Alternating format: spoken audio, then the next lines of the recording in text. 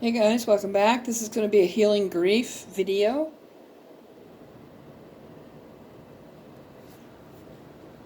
Um, David Kessler is one of the world's most famous experts on death and grief, and he has come up with some coping strategies to help us heal and rebuild after loss. And it is in 3 sections. The first section is response to loss, part 1. So I'm going to pull 5 cards from there. Whoop.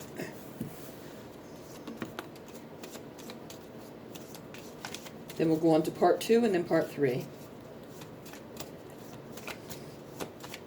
If you are suffering a loss, no matter what kind, whether it's a loss of a loved one, a spouse, a child, a family member of some sort, a relationship, a job, a pet, I am deeply sorry for your loss. I know exactly what you're going through. Last year, 2020, I lost 9 people from February to June. So I know all about loss. It doesn't make it any easier, but... Okay.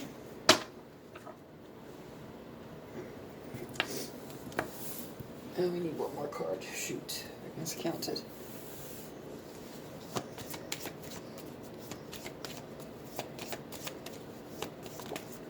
You know, they say time makes things easier. I don't know. It kind of does, in a way. I mean, you're not ever going to forget that person. You're always going to have a hole in your heart where that person's love was. You're always going to miss them.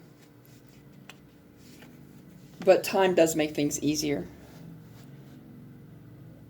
Eventually, I will remember my loved one with more love than pain. I will find compassion and patience today for my temporary pain and permanent love.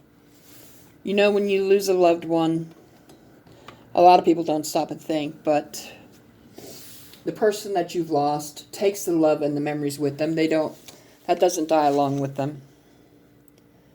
Take time to grieve all that has been lost, the love, the laughter, all the up and downs. As you move through the pain, the memories will be your cushion.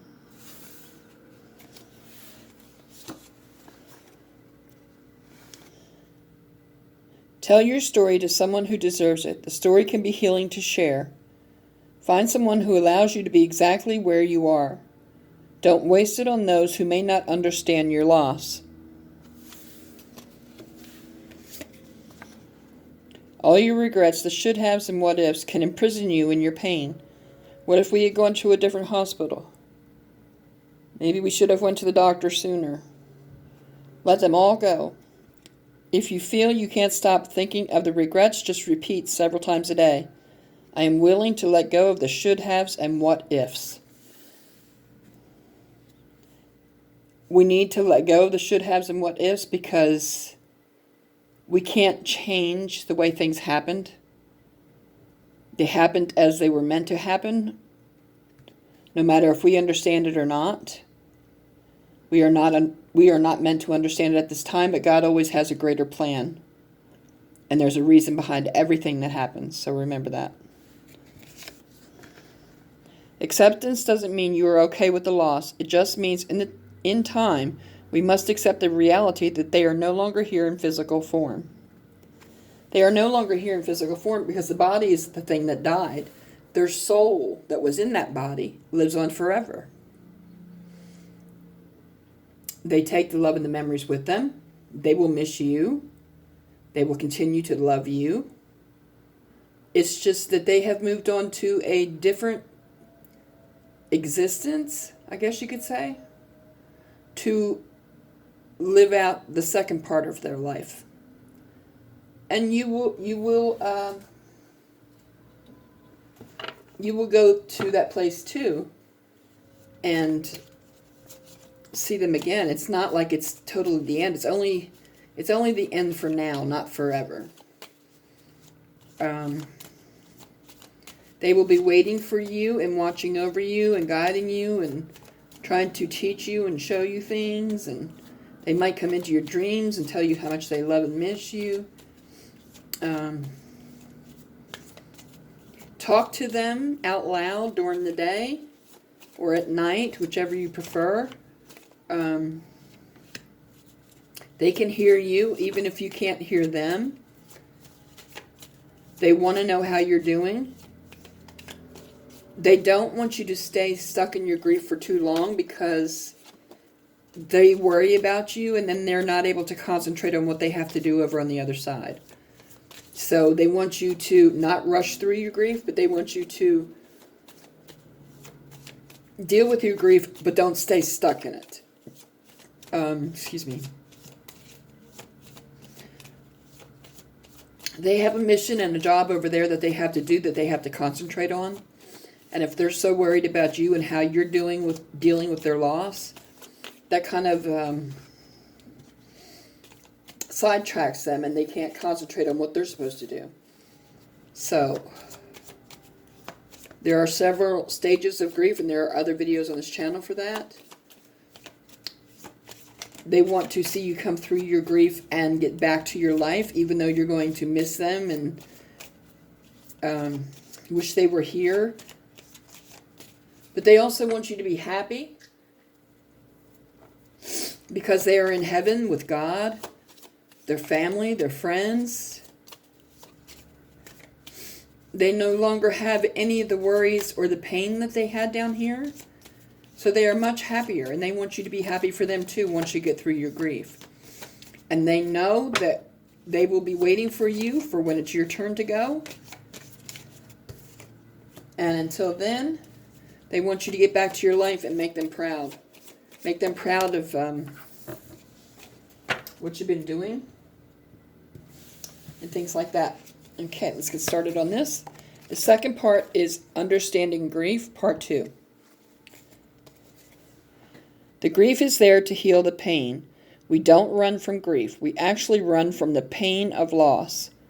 Grief has been given to us to heal the pain.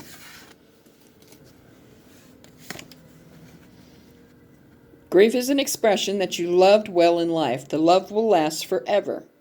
Your memories will never die. Remember 3 moments today that you will always cherish.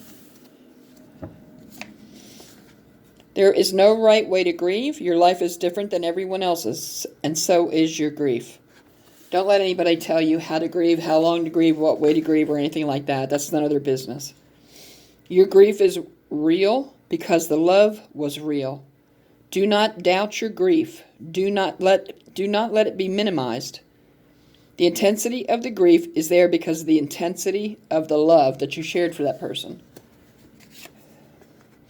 There is grace in denial. It is nature's way of letting in only what we can handle.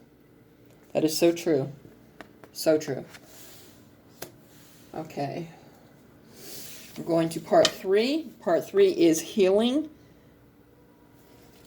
I'm going to pull 5 cards from here, and then this reading will be over.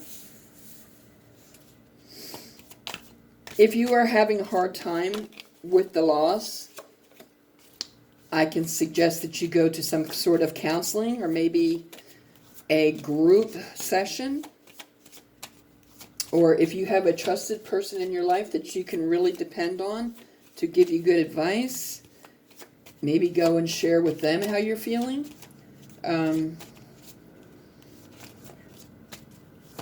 Don't be afraid to cry. Crying is not weakness, it is strength.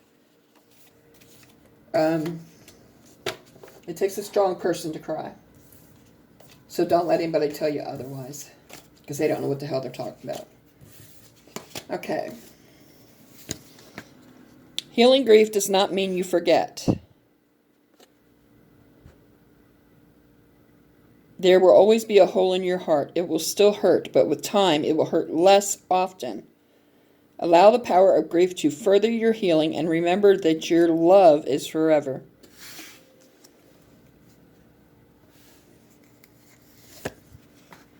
When your loved one dies, a part of you died with them, and a part of them lives on in you.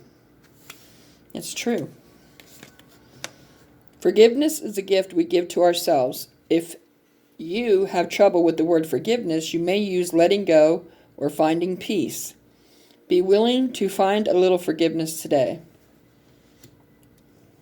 We should forgive, because if you can't forgive others who have hurt you in your life, no matter what they have done, then God's not going to be able to forgive you of your sins. We can be hard on ourselves in grief. Today, I will be gentle with myself. Don't be hard on yourself when you're grieving. I mean, you're already vulnerable, you're already in pain. Don't be harder on yourself. You may not be able to see it now. However, after a loss, you will rebuild yourself. You have been given the opportunity to create yourself anew. Who will you be now? If you had a spouse that passed away, your life is going to change drastically because that person's not going to be there. So you will be rebuilding yourself and your life. Everybody grieves in a different way. Don't let anybody tell you how to grieve or how long or what way to do it. They did not share the same love that you felt for the person that you lost. And when they die, a part of you does die with them. Actually, forgive them. Forgive the situation, because everything happens the way it's meant to happen. It's a lesson in it for both parties, the one that passed on and the ones that are left behind.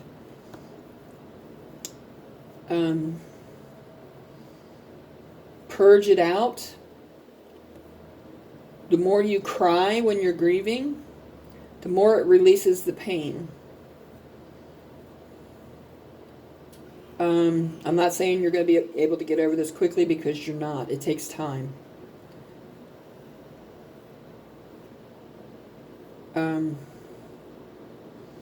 I am deeply sorry for whatever loss that you are going through. And I truly mean that from the bottom of my heart. We can't change death. It comes to everybody many times over in our lives. Like last year, February of 2020 to June of 2020, I lost 9 loved ones. Yes, it still bothers me. But you can't stop it. You have to accept it. And you have to accept that it's not forever. It's only until you join them. And you will see them again. And that's what they're waiting on. They're doing stuff up there. They're doing their work and their job up there. Plus, they're also preparing things for when you come up. So, talk out loud to them when you're alone. They will hear you. Whether you can hear them back or not, they will hear you. Ask them to come in your dreams so you can tell them whatever you want to tell them. Deal with your grief and live your life making them proud. Do things in their honor, in honor of their memory. Whether you do something every year, like plant a tree, buy a park bench and put an inscription on it or whatever. Do something every year in honor of them, to let them know that you haven't forgot about them, that you still love them, that you cherish them, and you want to make them proud in some way. I am deeply, deeply sorry for your loss. I really am. And only time's going to heal that. Don't fight grief. It just makes things worse. Okay, guys, I had to end this here and now, so please like, share, subscribe, comment below, thumbs up, send your friends to the channel. I hope to see you again soon. Bye.